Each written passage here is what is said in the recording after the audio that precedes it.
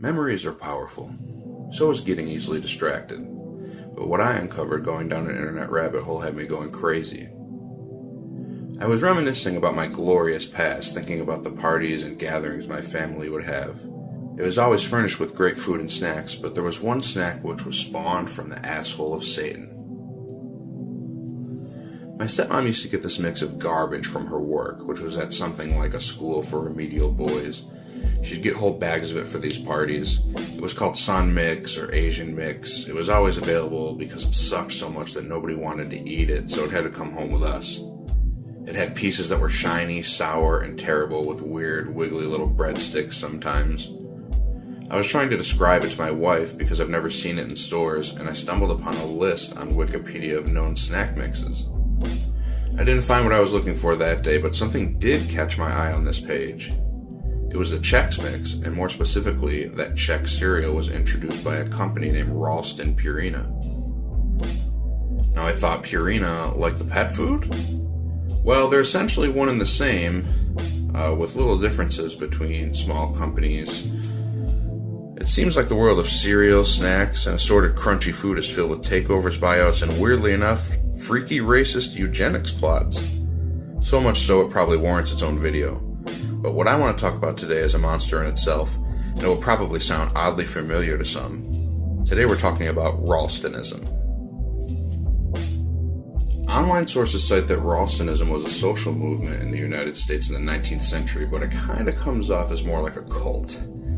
It had about 800,000 followers, and it was created by this guy named Webster Edgerly. Basically, Edgerly was a writer and a self-proclaimed genius. And in Edgerly's words, that Ralstonism is the grandest movement that man is capable of establishing. Sounds pretty good, at first. Ralstonism began as the Ralston Health Club, and it started after Edgerly graduated the Boston School of Law. It originally published all of Edgerly's writings, and it was an organization where members were ranked according to the number of degrees they had, which ranged from 0 to 100. Members advanced 5 degrees at a time, and each Ralston book that a member purchased counted as 5 degrees.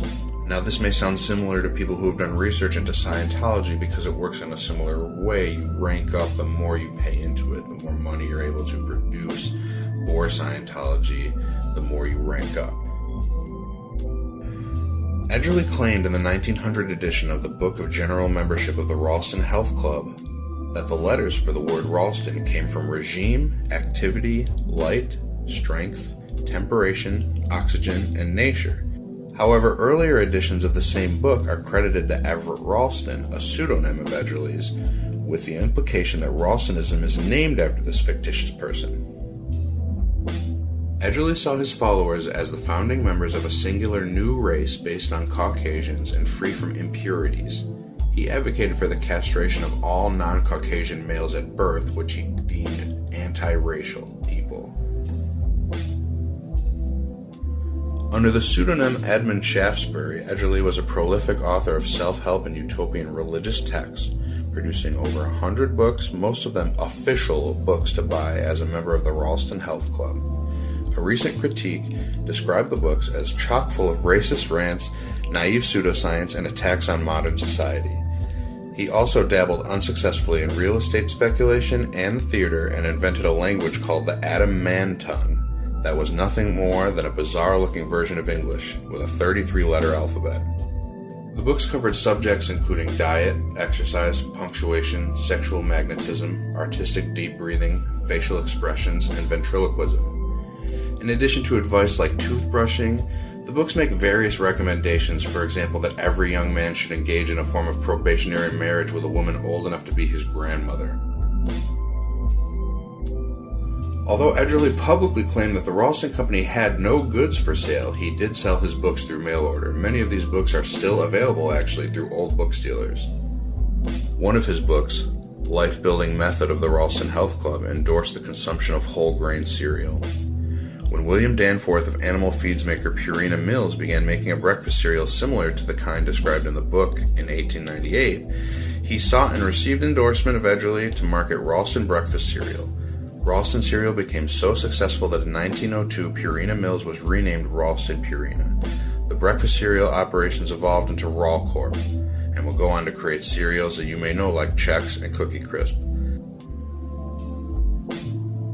Ralston also claimed that he could give his members the ability to control the mind when he founded the Magnetism Club of America, which was another Ralstonite organization.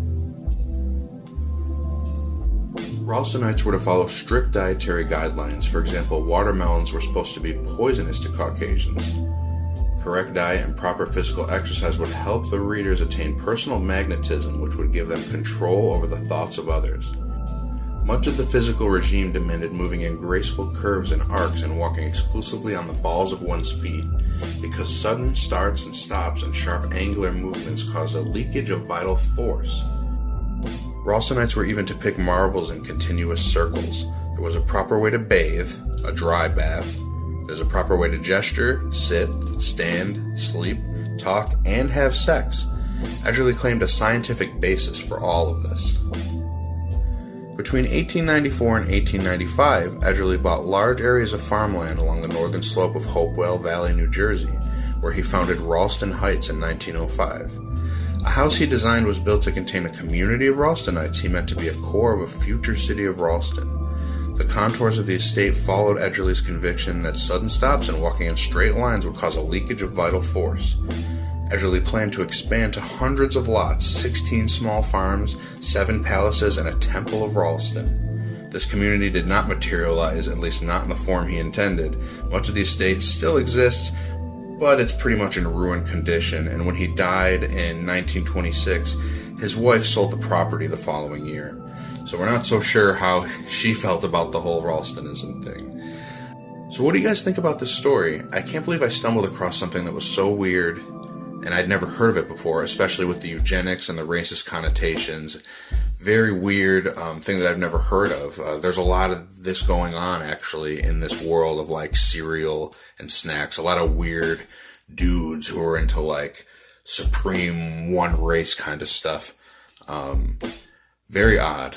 But thank you for watching, and if you could leave some comments, let me know what you think about this video and what you think about this story. Pretty weird, right? Bye.